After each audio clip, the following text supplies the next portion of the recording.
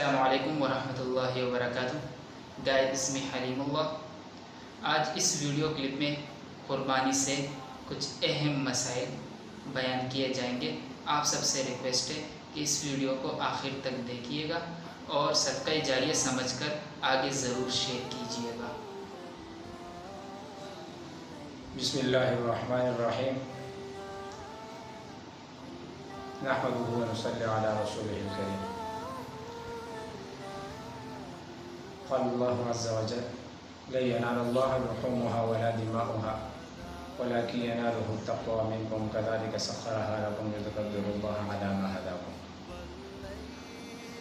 وقال النبي صلی اللہ علیہ وسلم: من كان له سعة ولم يضحي فلا يقربن مصلى، او كما قال علیہ الصلوۃ والسلام۔ میرے لیے انتہائی قابل احترام دوستو، بھائیو، آج کی اس ویڈیو کلپ میں آپ حضرات کے سامنے قربانی سے متعلق چند اہم مسائل بیان کروں گا۔ تمام حضرات سے ریکویسٹ ہے کہ ویڈیو کو غور سے سن کر سمجھنے کی کوشش بھی کیجیے اور دوسرے کے ساتھ بھی شیئر کر دیجیے۔ قربانی کس پر واجب ہے؟ تو سب سے پہلے بات تو یہ ہے کہ قربانی کی وجوہ سے متعلق کہ مطلقاً قربانی کرنا واجب ہے، جس کے لیے حضرت ابو ہریرہ رضی اللہ تعالی عنہ سے ایک روایت ہے کہ آپ صلی اللہ علیہ وسلم نے فرمایا کہ جو شخص استطاعت رکھتا ہوں اور اس کے باوجود بھی قربانی نہ کرے تو ہمارے احتیاط کے قریب بھی نہ آئے۔ وہ اس میں ایک وعید ہے کہ جو شخص قربانی کی طاقت رکھتا ہے اور اس کے باوجود وہ بخل سے کام لے کے قربانی نہیں کرتا تو اس کی کوئی ضرورت نہیں ہے کہ وہ عید کی نماز میں ہمارے ساتھ شریک ہو جائے۔ ایک اور روایت کے اندر ہے کہ مات یہودین اور نصرانین اور فلیمت یہودین اور نصرانین، کہ چاہے وہ یہودی ہو کر مرے یا نصرانی ہو کر مرے۔ اب قربانی کس پر واجب ہے؟ تو قربانی ہر عاقل بالغ مسلمان مرد اور عورت پر واجب ہے۔ اس بات کو بھی سمجھنے کی کوشش کر لیجیے کہ قربانی سے متعلق چند غلطیاں جسے ہم کر بیٹھتے ہیں اور اسے سمجھنے کی کوشش بھی نہیں کرتے۔ تو قربانی کے لیے نفسی طور پر صاحب استطاعت ہونا ضروری ہے، صاحب نصاب ہونا ضروری ہے۔ باقی اس پر سال کا گزرنا جیسے کہ زکوٰۃ میں ہوتا ہے، اس طرح کوئی بات نہیں ہے، بلکہ اگر کسی شخص کے پاس نصاب کے برابر مال ہے یا کسی شخص کے پاس اتنی مالیت ہے کہ اس کی قیمت 7.5 تولہ سونا یا 52 تولہ چاندی کے برابر ہے تو اس پر بھی قربانی واجب ہے۔ اس طرح اگر کسی شخص کے پاس ضرورت سے زائد گھریلو سامان ہے یا دیگر شیئرز وغیرہ ہیں تو اس پر بھی قربانی واجب ہے، جس کی قیمت 7.5 تولہ سونا یا 52 تولہ چاندی، یعنی دونوں میں سے کسی ایک کے برابر ہو تو تب بھی قربانی واجب ہو۔ اس طرح اگر کسی شخص کے پاس ذاتی مکان کے علاوہ کوئی اور مکان ہے، چاہے وہ تجارت کے لیے ہو، کرایہ پر دیا ہو یا بغیر کرایہ کے ہو، تو تب بھی اس شخص پر قربانی واجب ہے، اس لیے کہ وہ صاحب نصاب سمجھا جاتا ہے۔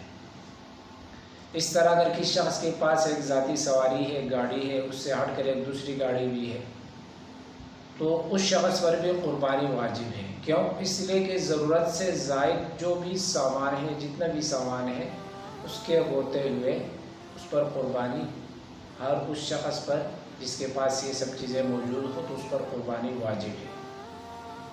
عام طور پر لوگ یہی سمجھتے ہیں کہ میرے پاس تو مال ہے لیکن اس پر 7 سال نہیں گزرا، تو سال گزرنا کوئی شرط نہیں ہے۔ اگر کوئی شخص عید کے تیسرے دن بھی صاحب نصاب ہو جائے تو غروب آفتاب سے پہلے اس کے لیے واجب ہے کہ وہ قربانی کرے، ورنہ بصورت دیگر گناہگار ہوگا۔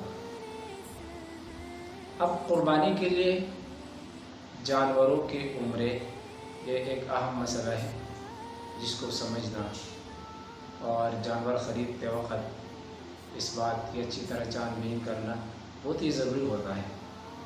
اکثر طور پر لوگ جانور خریدتے ہیں لیکن ان کو ان کے بارے میں اندازہ نہیں ہوتا اور ان کی قربانی جو ہے وہ رائے گاہ ہو جاتی ہے۔ تو اس بات کو اچھی طرح سمجھنے کی کوشش کریں اور مسئلہ سمجھیں کہ بکرا اور بکری ایک سال کی ہو، جبکہ گائے، بیل، بھینس وغیرہ اس کے لیے 2 سال کا ہونا شرط ہے۔ اونٹ نر ہو یا مادہ اس کے لیے 5 سال کا ہونا شرط ہے۔ بیڑ، دمبا اس کے لیے 6 مہینے سے زائد ہونا شرط ہے۔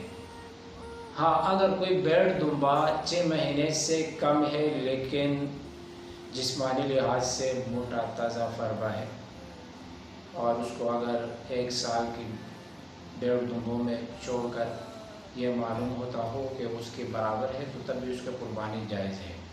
ہاں، اگر 6 مہینے سے کم ہے اور ذاتی جسمانی اعتبار سے کافی موٹی لگ رہی ہے تب بھی اس کی قربانی نہیں ہوگی۔ اس طرح اگر بکری سال میں 1 دن کم ہو یا 2 دن کم ہو تب بھی اس کی قربانی جائز نہیں ہے۔ ہاں، اگر کوئی جانور ان جانوروں میں سے جو بھی جانور ہو تو اس کی عمر کا مکمل ہونا سب سے اہم ہے، شرط ہے۔ اگر کسی جانور کی عمر بظاہر کم ہے لیکن جسمانی اعتبار سے وہ موٹا لگ رہا ہے، فربا ہے، تو اس کی قربانی جائز نہیں ہے جب تک کہ عمر مکمل نہ ہو جائے۔ یہ جو شرط لگا دیا ہے یہ صرف بیڑ اور دمبے کے لیے ہے۔ اگر 6 مہینے سے کم ہے اور باقی فربا موٹا تازہ لگ رہا ہے تو اس کی قربانی جائز ہے۔ اچھا، قربانی کی اللہ رب العزت نے امت محمدیہ پر خاص فضل کرم رحم فرمایا کہ پہلے امتوں کے اندر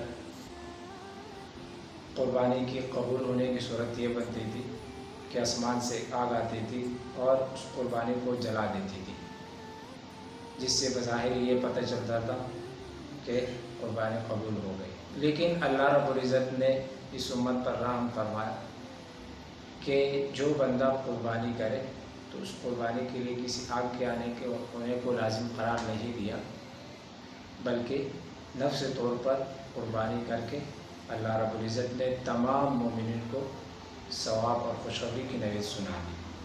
حالانکہ ہونا تو یہ چاہیے تھا کہ ہم سب اپنی ذات کی قربانی پیش کرتے اللہ رب العزت کے انعامات اور احسانات کو دیکھ کر، لیکن اللہ رب العزت کو یہ گوارا نہیں ہوا اور آپ نے اللہ رب العزت نے گویا کہ ہمیں یہ حکم دیا کہ آپ جانور ذبح کریں، لَن يَنَالَ اللَّهَ لُحُومُهَا وَلَا دِمَاؤُهَا، اس لیے کہ اللہ رب العزت کو جانور ذبح کرنے سے نہ تو کوئی گوشت سے کوئی فائدہ پہنچتا ہے نہ اس کے خون سے سب فائدہ غریبوں کو، فقراء اور مساکین کو اور دیگر جتنے بھی لوگ ہیں سب کو اس کا فائدہ ملتا ہے۔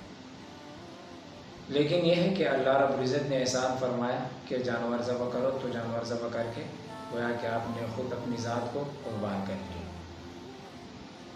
تو ایک اور مسئلہ جو اہم ہے جس میں اکثر لوگ کوتاہی اور غفلت برتتے ہیں وہ یہ ہے کہ قربانی کے جانور میں جیسے کہ بڑا جانور ہو تو اس میں 7 آدمی شریک ہوتے ہیں، چھوٹا ہو بکرا بکری وغیرہ ہو تو اس میں 1 آدمی، لیکن جن آدمیوں کو شریک کیا جاتا ہے اس میں سب سے پہلے اس بات کو مد نظر رکھ کے اس کا خیال رکھنا بہت ہی اہم اور ضروری ہے کہ اس میں سے کوئی ایک حصہ دار ایسا نہ ہو کہ جو اس کا تعلق یعنی جو بینکنگ سے تعلق رکھتا ہو یا جو انشورنس سے ہو، یعنی جس کی آمدنی حرام کی ہو، تو اس صورت کے اندر سب کی قربانی فاسد ہوگی۔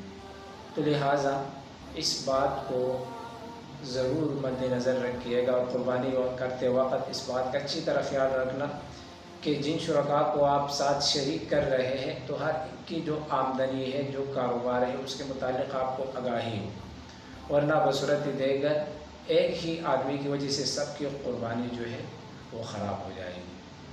تو امید ہے کہ جو مسائل آپ کے سامنے بیان کر دیے آپ سب ان مسائل کو اچھی طرح بخوبی سمجھ کر اس کو سنیں گے بھی اور اپنے جو رشتہ دار ہیں ان کو بھی بتائیں گے، اور اس ویڈیو کو صدقہ جاریہ سمجھ کر آگے شیئر کریں جتنے بھی ہمارے مسلمان بھائی بہن ہیں، تاکہ وہ سب ان مسائل کو سن کر سمجھ کر اپنی قربانیوں کو ضائع ہونے سے بچائیں۔ جزاکم اللہ خیر، والسلام علیکم۔